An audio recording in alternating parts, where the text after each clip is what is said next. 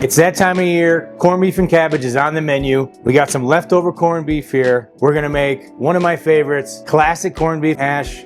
Hi, Chef Dagan here in the Beef with Sweats for Dinner Culinary Center, funded by the Beef Checkoff. Let's hash it out.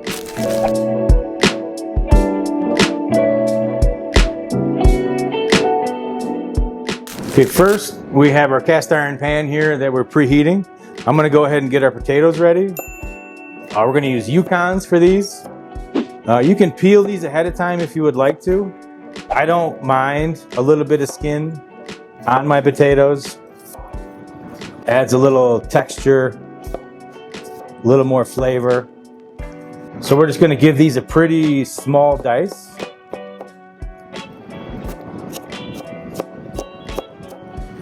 There's plenty of different styles of hash. This one is just really easy to do at home.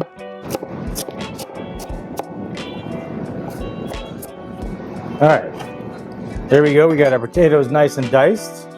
Okay, they're all pretty much the same size. We're gonna add just a little bit of oil into our pan. And then we're gonna get our potatoes cooking while we cut up some leeks and onions. And of course, garlic, some peppers. And as always, I like to make my food a little bit spicy. We're gonna add some chilies in there. We're gonna go ahead and cut up our leeks. Make sure you wash these pretty thoroughly. Sometimes when you cut them open, you'll see dirt in there, but these ones are pretty clean. We're just gonna keep slowly kind of caramelizing these potatoes, trying to get them crispy on the outside and nice and soft in the middle.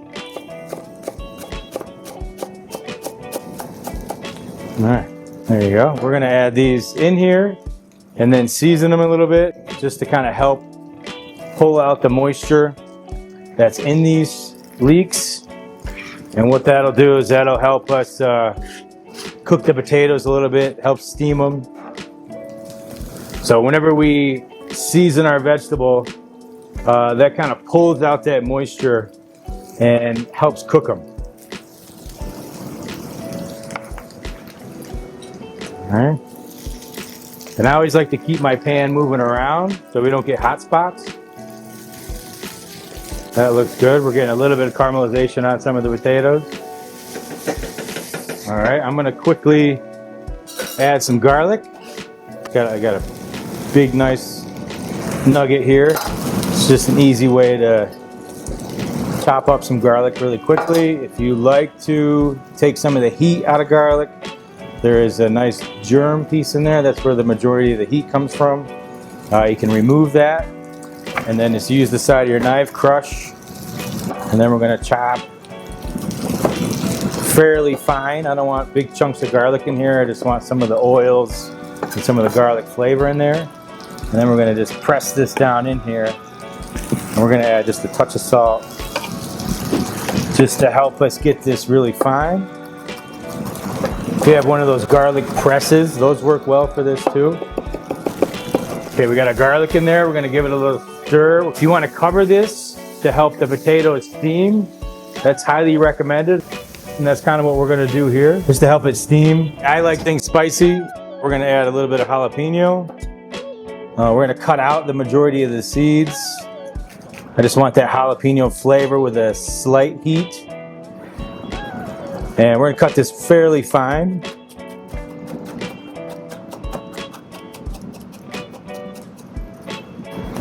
Give it a nice small dice. And we're gonna add this pepper flavor in there.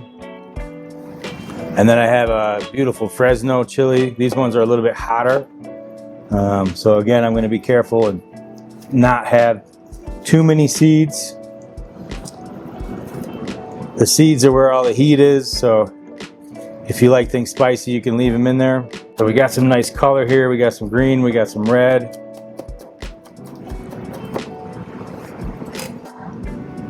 Okay.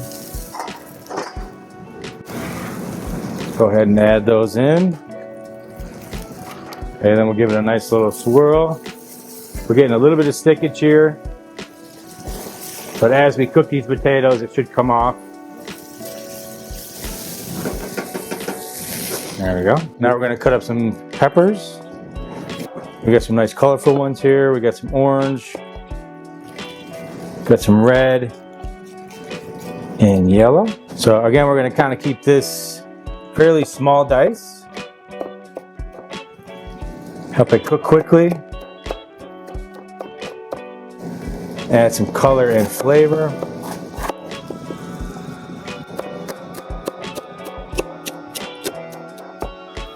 Nice. Maybe one more.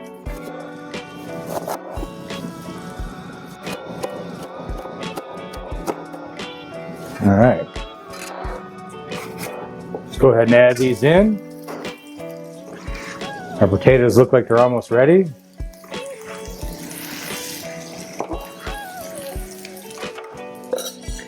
Give her a nice stir. Look at that.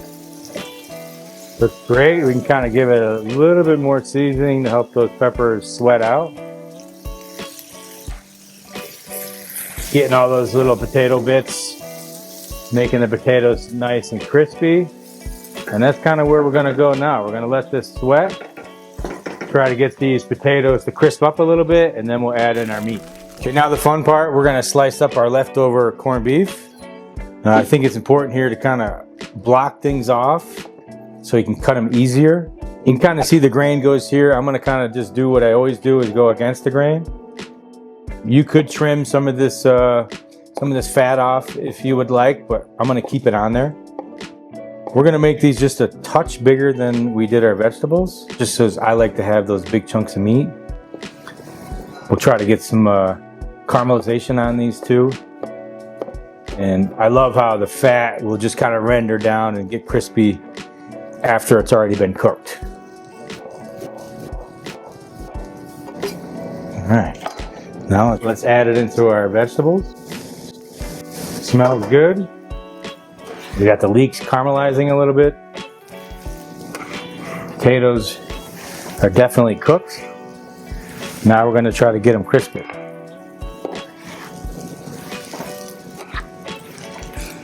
All right, we'll try to stir it up and get these little chunks of meat kind of caramelizing on themselves too. And now we're just gonna try to get this caramelized so it hashes up. We're gonna check on our hash. Ooh, smells amazing. The meat's nice and tender. All right, this looks like it's ready to go. We're gonna do my favorite part, which is plate it up. Went ahead and fried some eggs. So here, let's give this a try.